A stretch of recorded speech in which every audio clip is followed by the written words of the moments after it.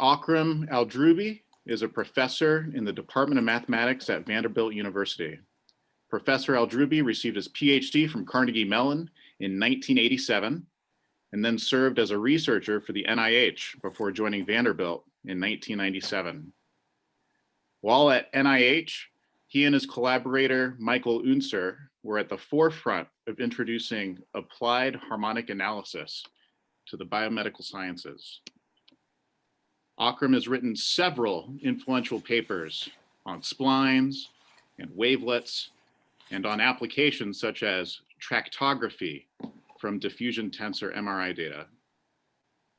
His work with Karl-Heinz Grotjelig on non-uniform sampling and shift invariant spaces was the subject of a science and technology piece in The Economist. Over the last 10 years, I've had the pleasure of attending his inspiring talks on subspace clustering and dynamical sampling and transport-based transforms. Periodically, you can find Akram hosting the International Conference on Computational Harmonic Analysis at Vanderbilt, and he recently launched a Springer journal called Sampling Theory, Signal Processing, and Data Analysis. It's no wonder that Professor Aldroubi was inducted as a fellow of the AMS in 2014. He's a friendly giant in the field of applied and computational harmonic analysis. For today's talk, Akram will speak on transport transforms for data analysis and machine learning. Take it away.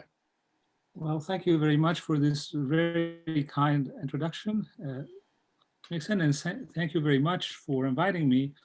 And it's really wonderful to see a lot of my friends here and some I haven't seen for a while, and it really makes me very happy to see you all.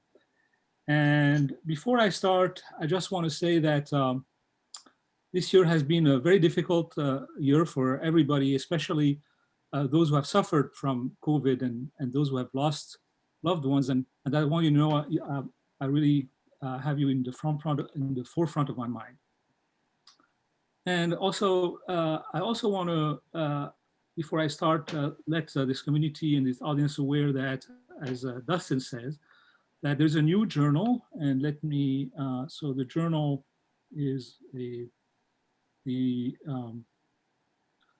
Journal of Sampling Theory, Signal Processing, and Data Analysis. And for those of you who are interested, this is really a journal for this community, and you can go to the human scope and you can see what basically you can go to the editorial board and also check the editorial board, and some prominent people in various of these areas supported by this journal already submitted, and I hope you will also be submitting some of your papers.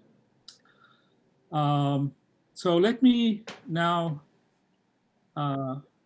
start this talk. So this is the title. It is so I don't know what's happening here, but it is Transport Transform for Data Analysis and Machine Learning. And this project is partially supported by a grant from National Institutes of Health. And also let me introduce my collaborators for this, some of what I'll be presenting here. Gustavo Roque and Shing Li, they're both at University of Virginia.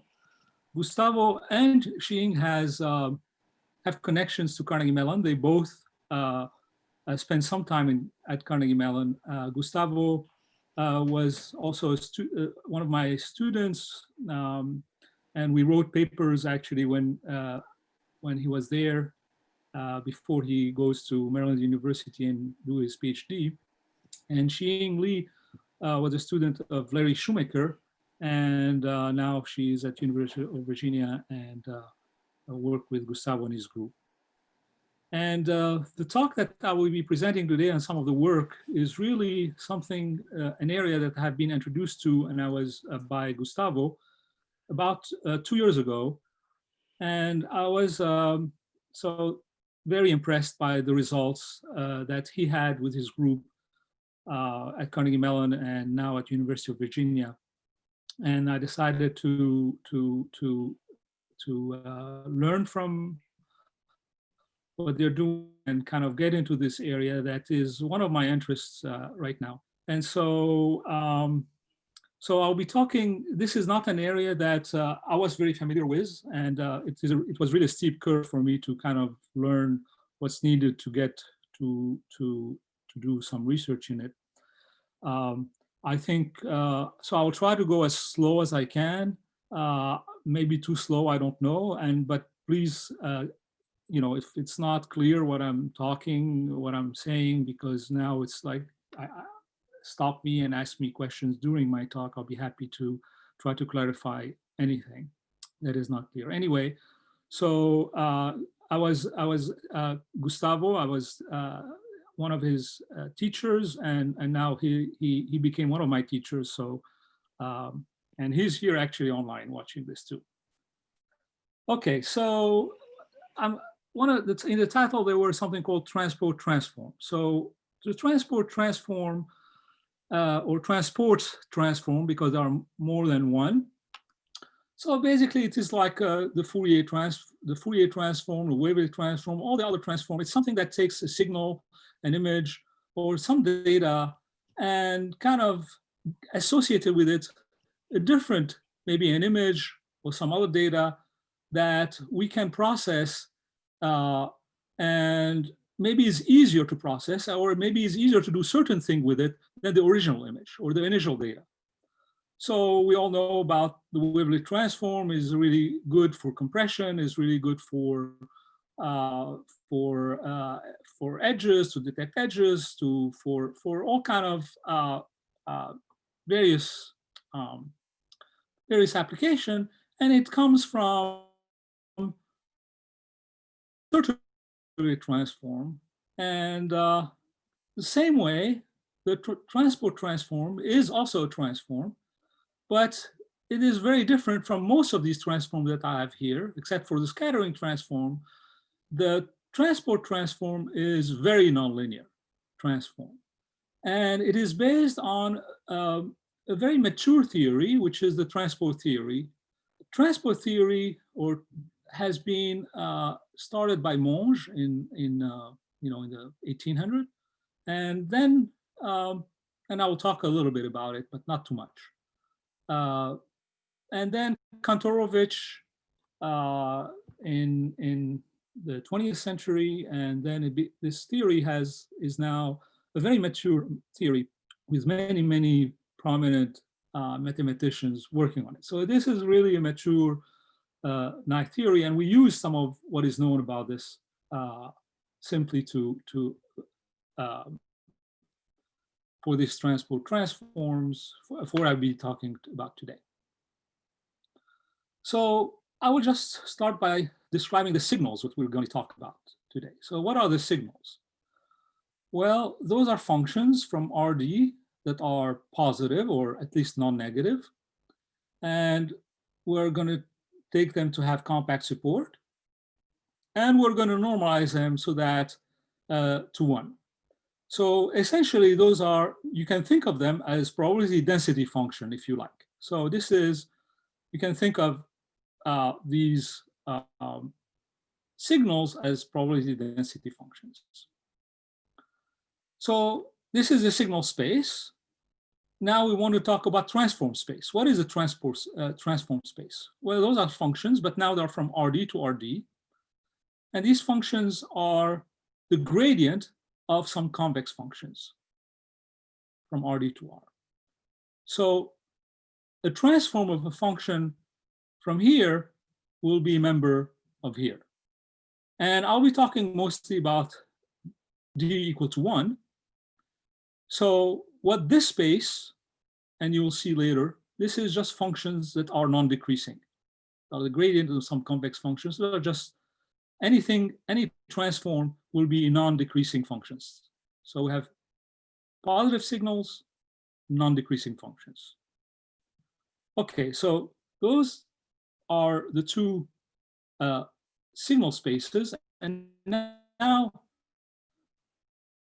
this is a transform. So this is, I think, will give you a little bit of the meaning, and in fact, essentially how Monge was thinking about it at the beginning. So think about that you have a pile of sand and you want to create a sculpture.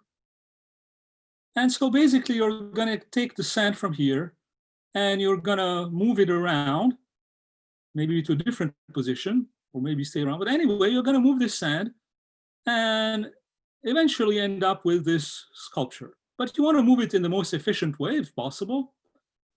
Certainly nature will try to move sand or into a different form in an efficient way. There is some sort of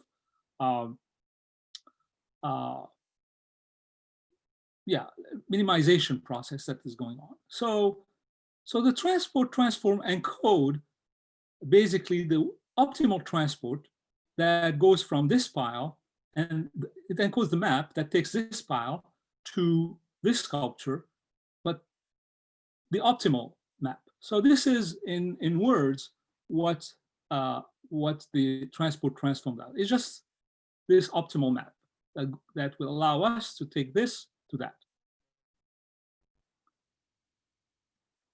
So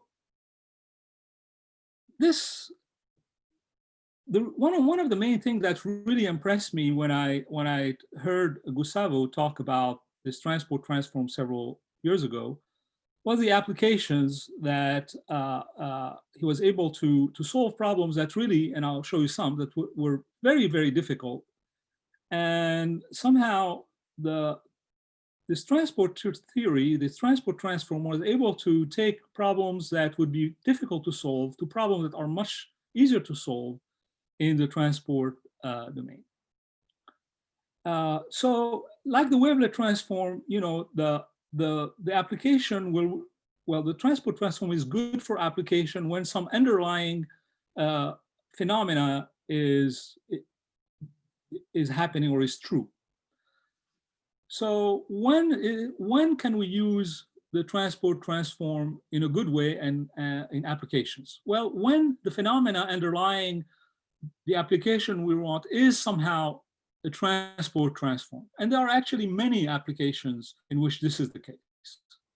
Let me explain what I mean by that.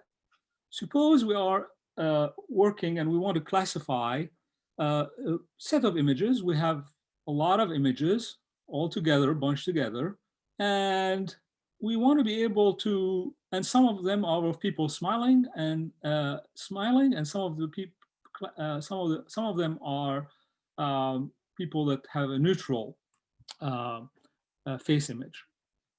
So how do we classify those? Well, one of the things that is in some sense going on here, that let's say a smiling image that I represent here by P sub H is approximately a deformation of a neutral image P via a transport of mass. So when you smile, some of the mass here is transported and you're becoming a smiling face. And there is some sort of transport mass. It's not exact, but because suddenly some things appear like the teeth, but nevertheless, the main gist of it is that there is some transport mass going on. And so the relation between a neutral face, PH, of an individual, sorry, the neutral face is P, and the same individual smiling PH can be described by this equation. P sub H is the transport, which is here described by this function H, P composed with this transport H, times the determinant of the Jacobian of this guy. So this equation basically, and this is not any H, this is an optimal transform, but this equation, but roughly it is a mass preservation equation. And so this is what, and I'll talk a little bit more about this, what this particular figure is shown, and I'll describe later. But this is something where if you try to classify a bunch of faces into some that are smiling and some that are non-smiling, going into the transport transform is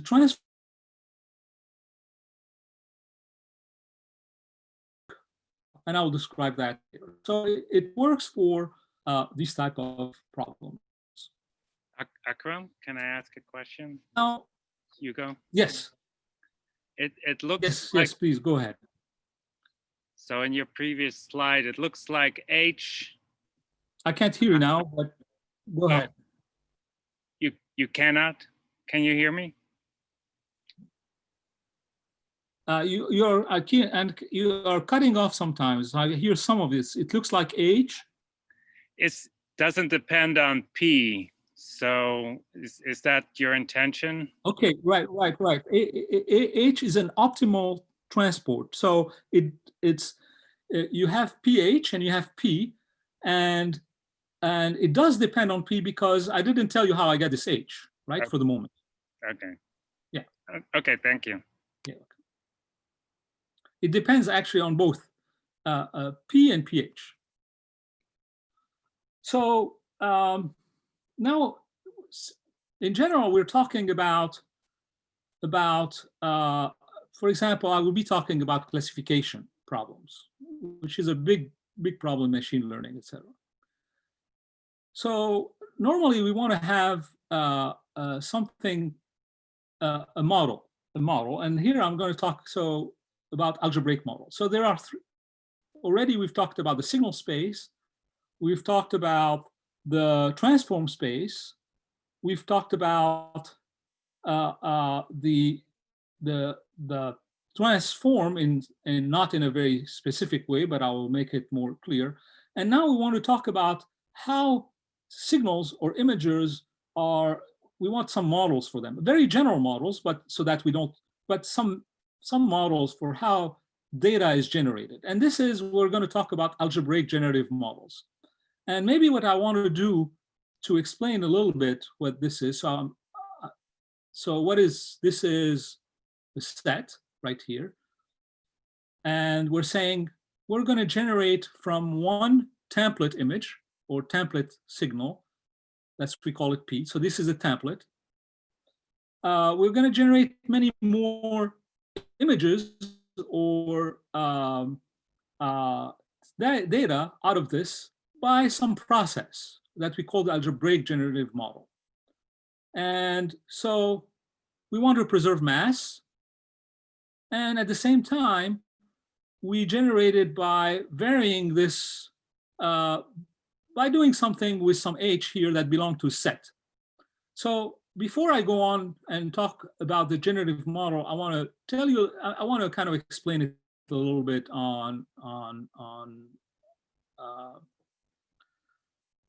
here. So let me share the screen again, but a different screen.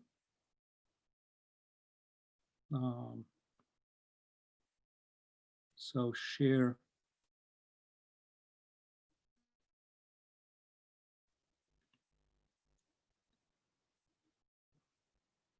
Okay.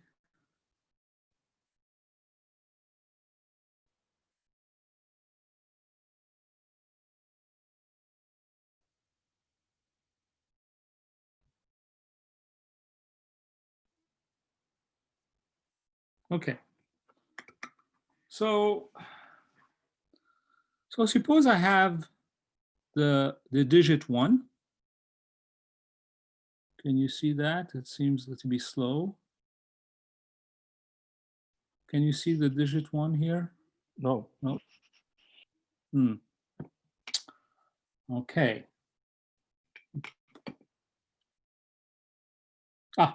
You can see it now, right? Yes. Okay, so maybe somebody writes it like this, and maybe it's a little bit, there are all kind of way, maybe it's a little deformed. So this is the digit 1. So you can pick, for example, this digit, and this will be the template P. And so let's say 1. And then, the other ones are essentially deformation of this one. So this so the deformation could be somehow described by this set H. So this is a bunch of ones that are obtained.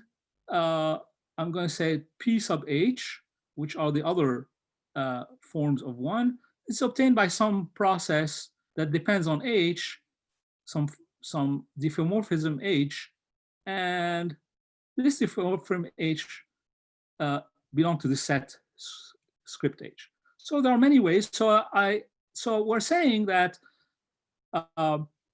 when we do classification of things, object may be differing a little bit. The 1 is not exactly always the same 1. It's a little bit distorted. The 2 is also, you can have the S2 of H, maybe, so it looks like this one time it's looked like that, and depending on who is, so it's some rotation, some deformation, etc. And all this is encoded in that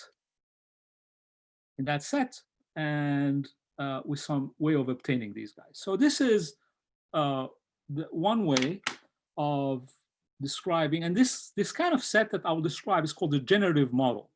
So let me go back to where I was. So this is the generative model we're talking about. So we have a template, let's say the 1, and we have a way of deforming this template, and this is encoded in this set, and there is a way of encoding it, and we get a new set, and this set describes a lot of 1s that we can get, different shape, okay? So what is the set? A good way to think about, well, P should be part of that set, so you want the identity to be belong to the possible things that we can do. So the identity transformation. You want also that if you take the digit 1 to a different shape digit 1 via some H, that you can actually, any of the other digits, you could take it as a template. So you want, if H is in that set, H minus 1 is that set, you want also the set to be essentially closed under the composition that makes this to be a group. So it is a reasonable way, it is not unreasonable to assume that this set is a group. And then we use this group to make our deformation via some mass conservation and other things. And in any way, this kind of model of how things are generated we'll call the algebraic generative model. So again, we have now the signal space, the transform space, this transport transform that I didn't talk about it too carefully yet, and we have something called the algebraic generative model. We call it algebraic because there are other type of generative model that they use in machine learning, and it is called it is a probabilistic generative model. Basically, there, the underlying model is a conditional probability distribution, and the aim in most of these, the statistical generative model is really to find this distribution. So this is not what it is. The reason why there is a lot of confusion when we say generative model, that it is confused to be that. This is not that. This is exactly what I'm describing here.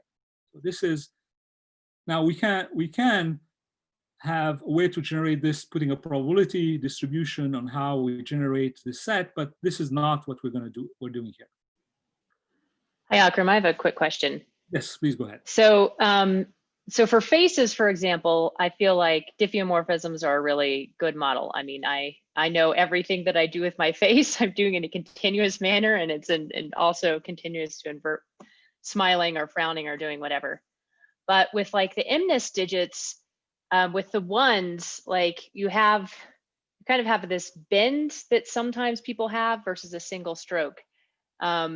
And when you have that bend, only a few angles are sort of acceptable. So I guess my question is like, are diffeomorphisms like always a good model to use for all these different data sets? Okay, so this is a really good question. And of course, is that always good or is that not so good? Let me tell you that we have actually done experiments on precisely these min-sit, and we have actually algorithms that do this.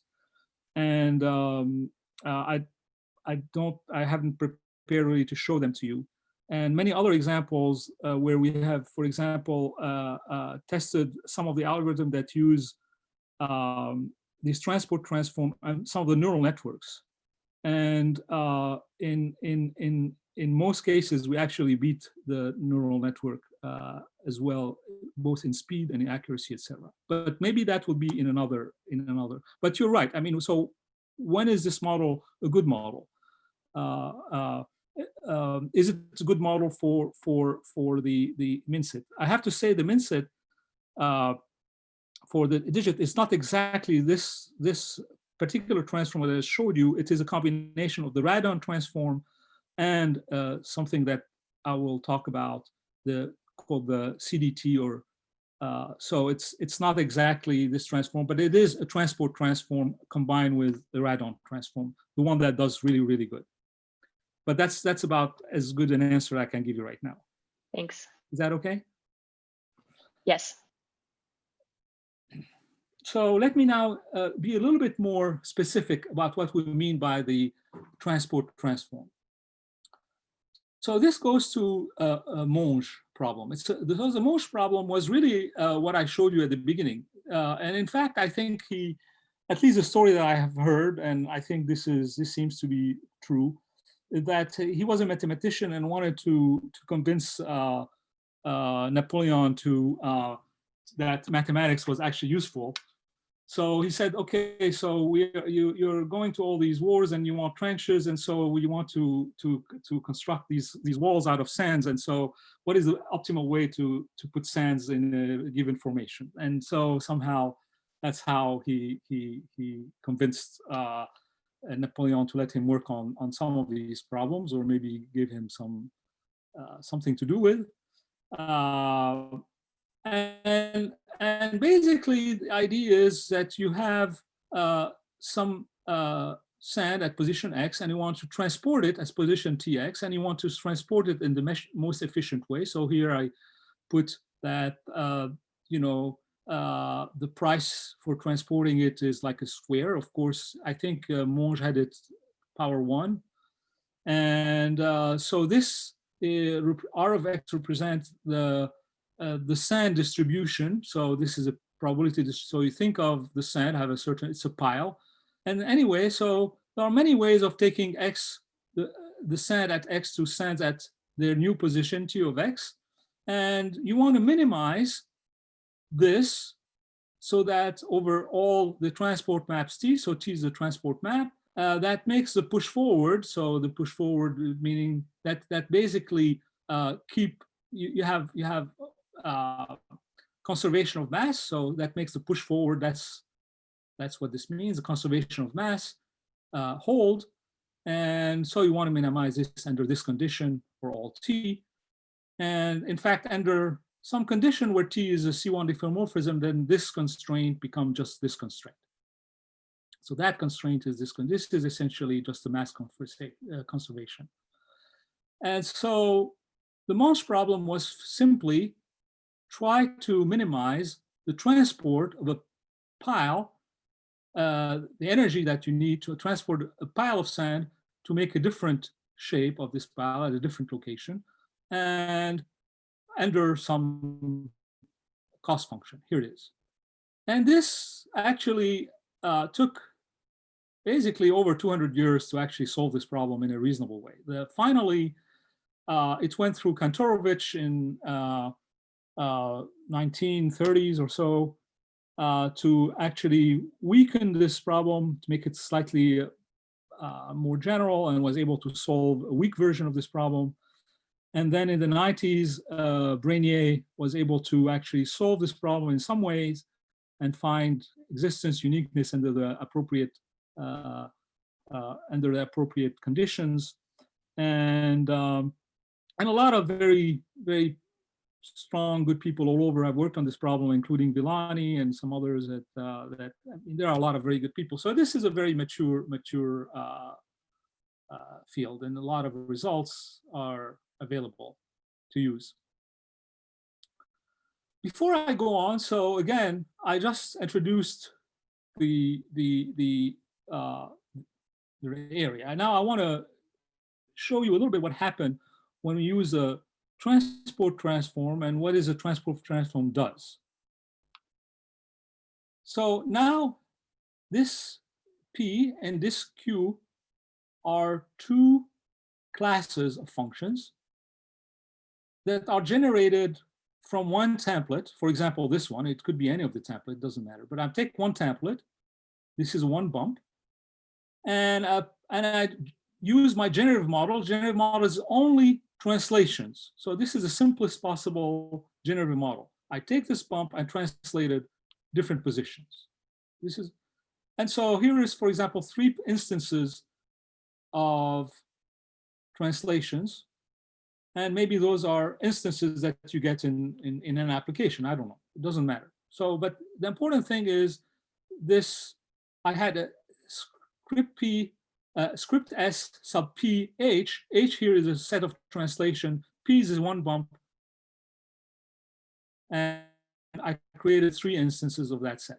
And Q is a set with 2 bumps. So this is one template. And I use my generative model, which consists only of translation. And I get, those are 3 examples of this. So I have now template, a bunch of class 1 and a class 2 of signals.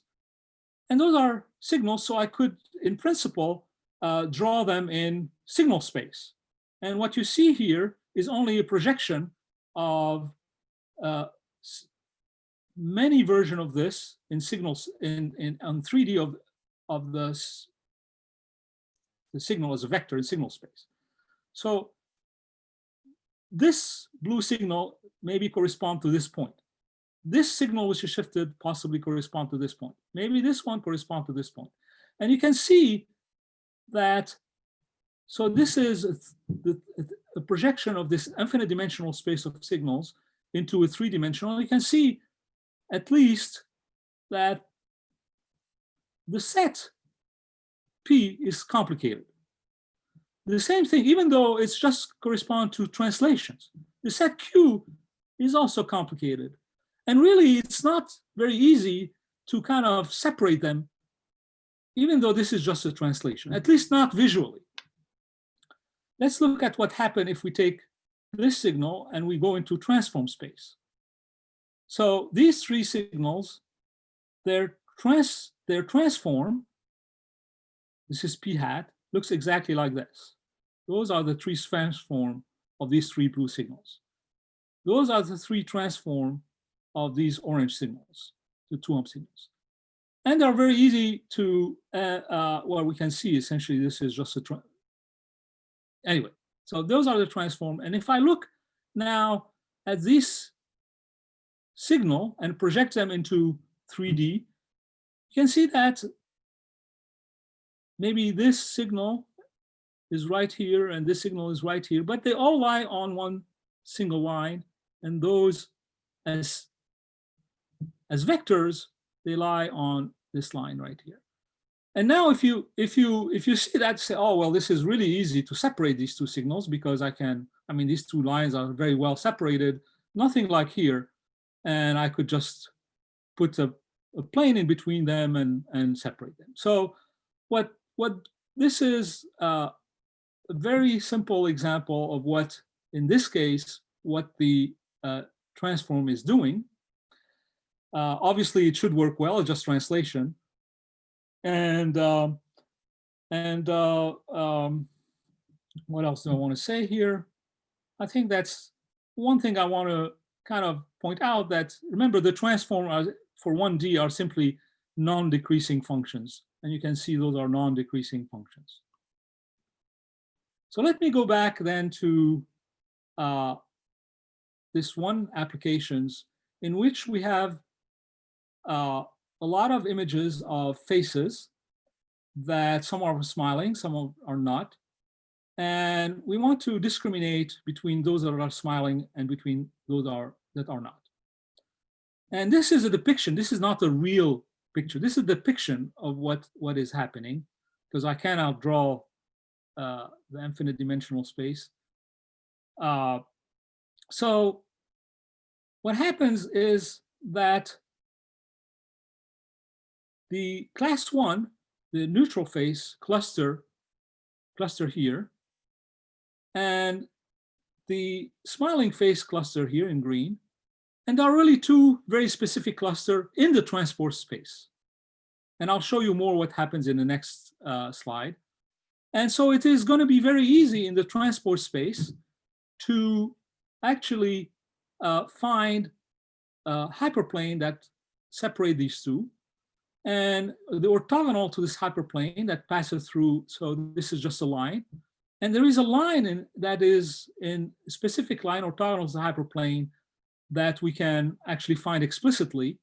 And if we go through and take a point on that line here, that corresponds to this space, and we can actually take every point on that line and take the inverse transform, because now we have an inverse. So this point have an inverse and it's here. This point in red had an inverse and it's here.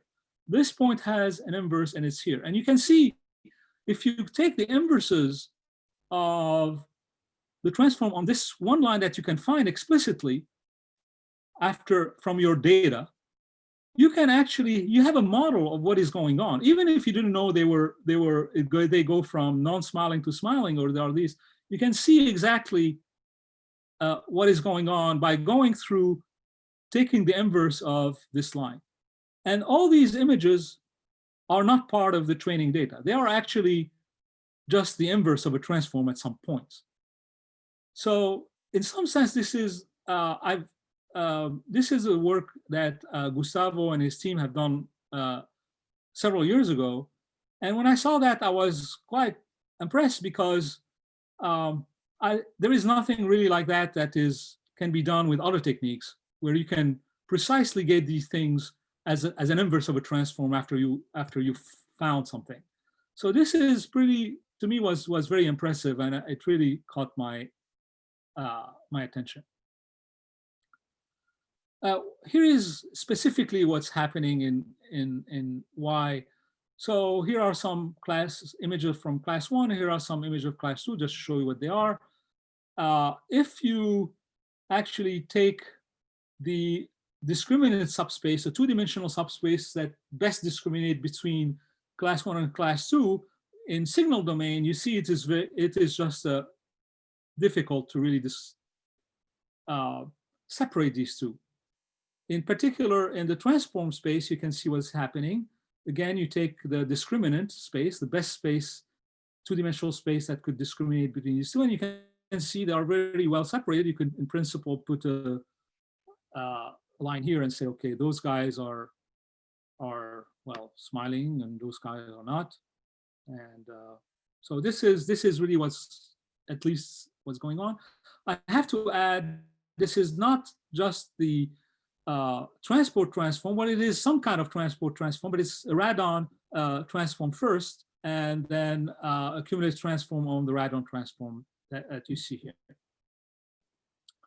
Here is another example that Gustavo and his team have done. And this is, you have benign cells and malignant cells. And the question, can you really discriminate between them? And again, in the transport domain, everything seemed to be very easy to, at least for these type of problems, to solve.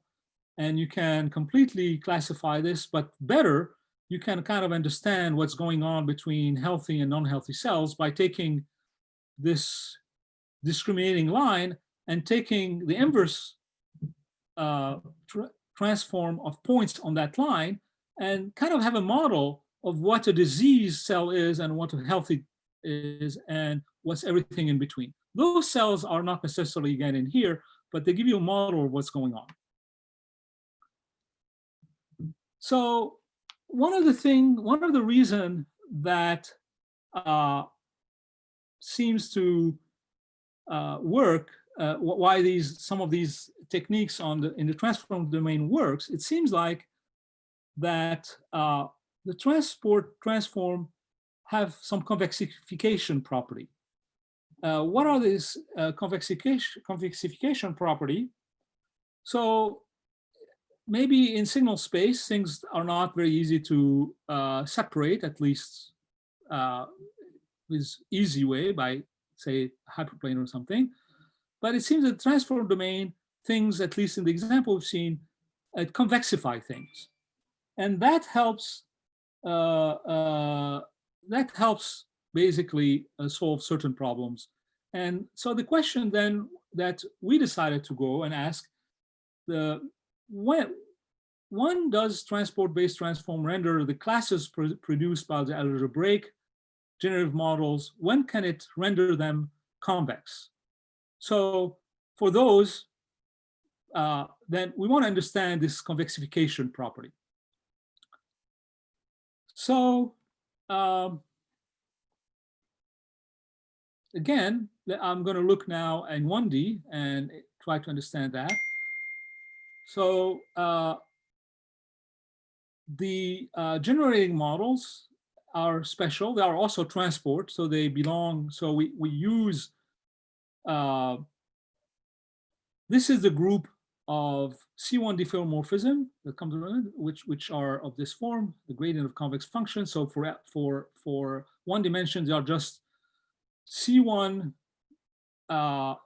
bijective function from R to R. So this is it. So increasing bijective function from R to R. This is what this is. And those encode deformation or transport phenomena. The signals, again, I'm just remind you, those are basically positive, compactly supported, we normalize them to 1. And so what is a transport in the one-dimensional case? In the one-dimensional case, the transform is very easy. We pick a reference signal that's fixed. We fix it, anyone, but we fix it.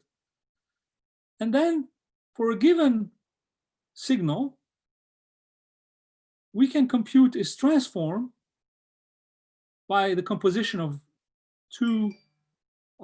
these two functions. What are these two functions?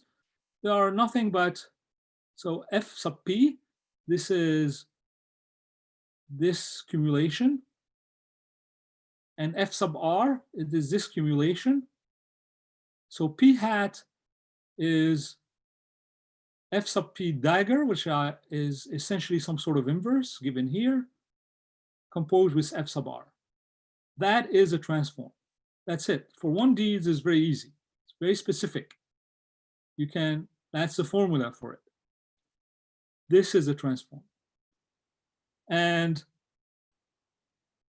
you can, and here are some examples of this transform. So we took R, which is this fixed reference. This is in red. This is a characteristic function. And we took in blue function P, which is have two, is made out of two characteristic function. And its transform is this dash thing in blue. And you can see again, it's clearly non-decreasing. And this looks like a Gaussian. It's almost like a Gaussian, and it's transformed with respect to reference R, which is fixed, is this dark dash here. And again, they all have to be non-decreasing functions. So this is the, for 1D, this is the transform. This is how it's defined. And those are examples. And again, we're going to take generative models where H is some subgroup of all the diffeomorphism that I talked about earlier. So any subgroup of this diffeomorphism will allow to take to construct classes that have template P. So we take a P like the 1, the digit 1, and we ask, we apply this generative model to get a bunch of 1s. And so, and this is a subgroup of this group. And we ask, and S sub hat is simply the set of all transform of the signal in S. So S sub hat are transform of signal in here. And we ask, when is S sub hat convex? And it turns out that this hat, for 1D now, we're talking this hat, S hat, this set is convex if and only if the set, the group, the subgroup H is convex. So this generative model, if with a convex subgroup, we'll create a convex transform for this class. So let me give you an example. And the set of diffeomorphism that I talked about, from which this group is itself a group. So let us in fact use it. So here is a template, a signal. Here's another template signal. And we're going to deform the signal by using using member of the diffeomorphism F1 sub G. So here are three possible versions of this guy. And we do the same thing. And here are three possible versions of this guy. And if you look, and we do many, many experiments like this. And if you look at the two-dimensional projection of the signals here, without transform, it is, I mean, you can still kind of see, you can discriminate between them, but it is clearly here, they are separated into very different classes, and you can, and those classes should be convex according to our theory. So if we do a lot of experiment, these should probably be some thick lines. So then we say, well, what are the subgroups of that exist that we can use? So obviously, a single element, which is the identity function, which means, so the diffeomorphism f of x equal to x, and that's the only thing we have, that will be certainly a very trivial subgroup of this. Scaling diffeomorphism, so we scale by positive alpha, that's also a subgroup of the set. Translation is a subgroup. Any affine function of this form is a subgroup of that. So affine transformation of this sort.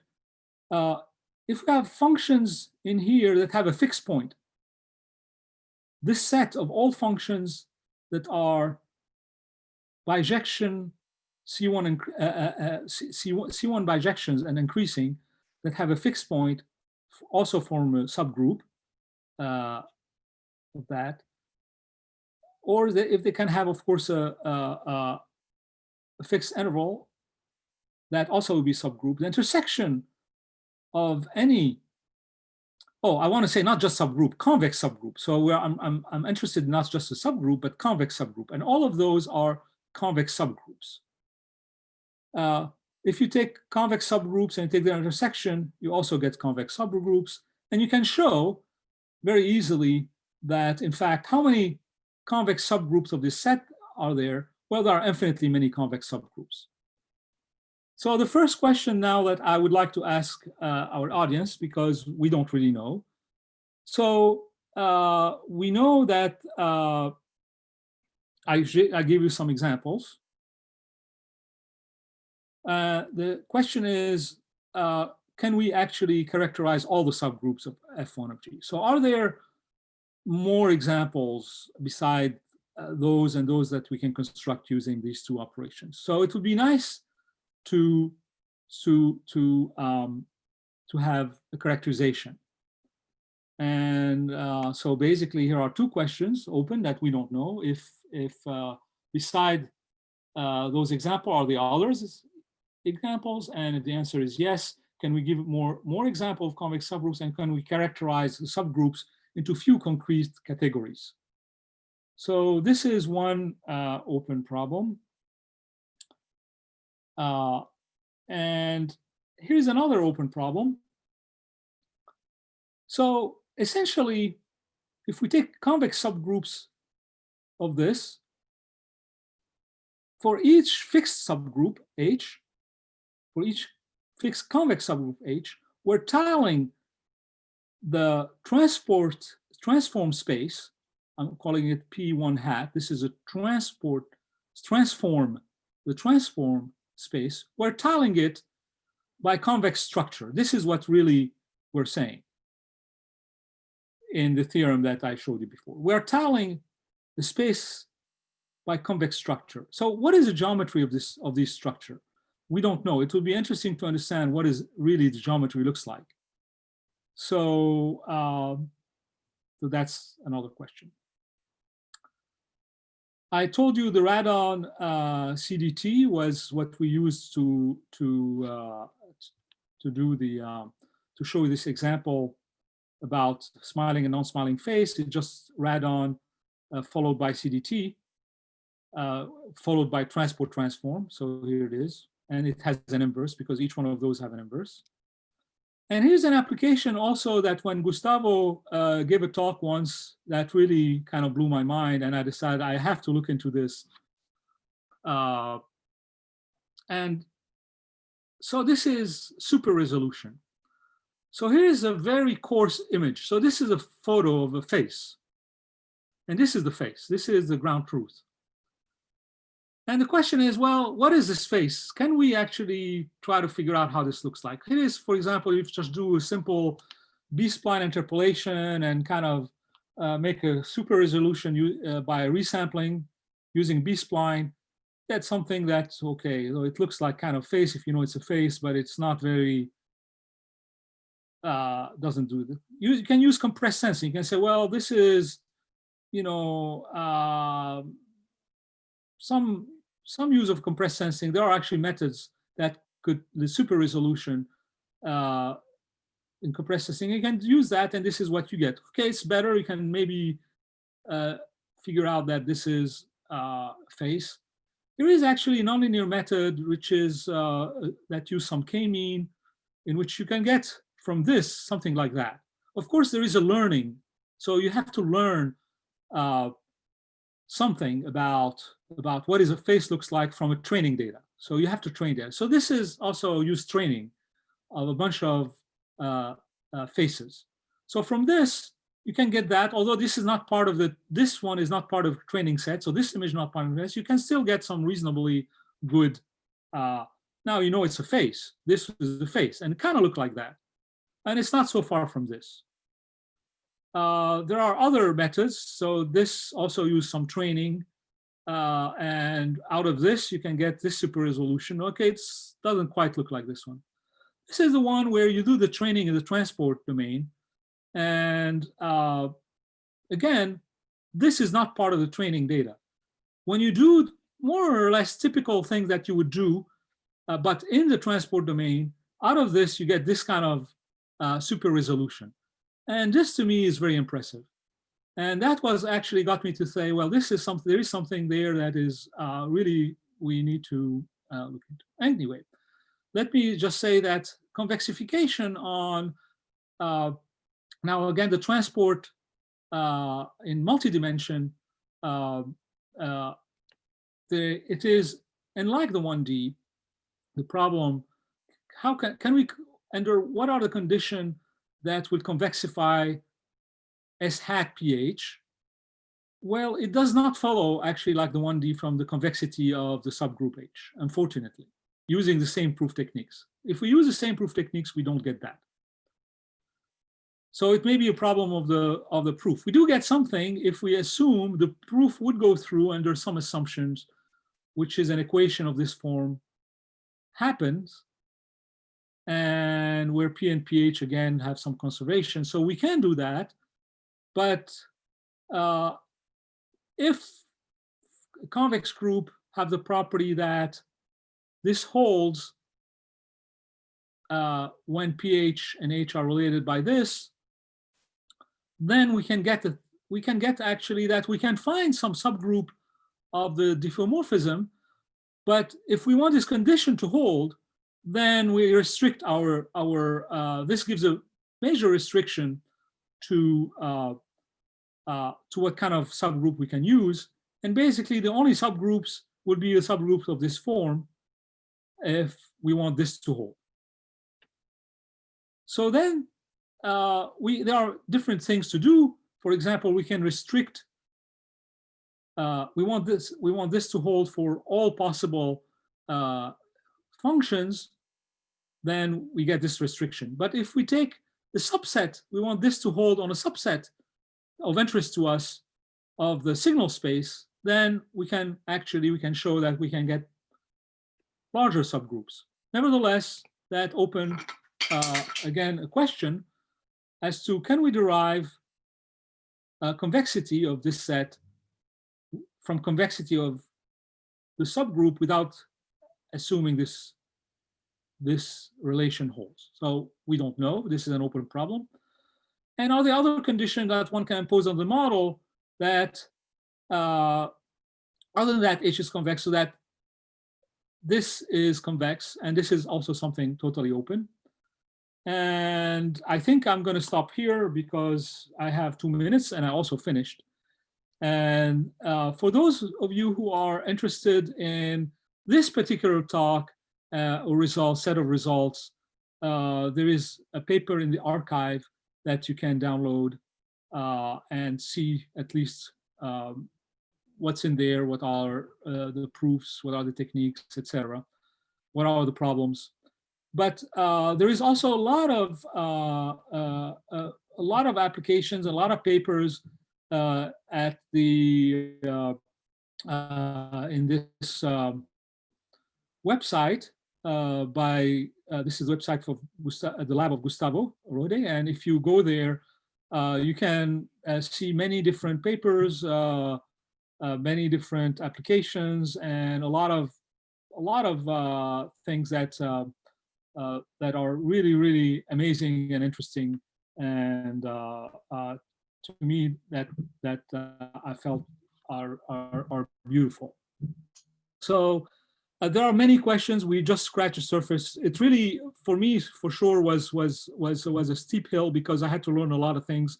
I enjoy always learning about new things, but this was tough, and it's still, I have a lot more to learn, and but it has been fun, and so I will stop here. Thank you. Great. Thank you so much for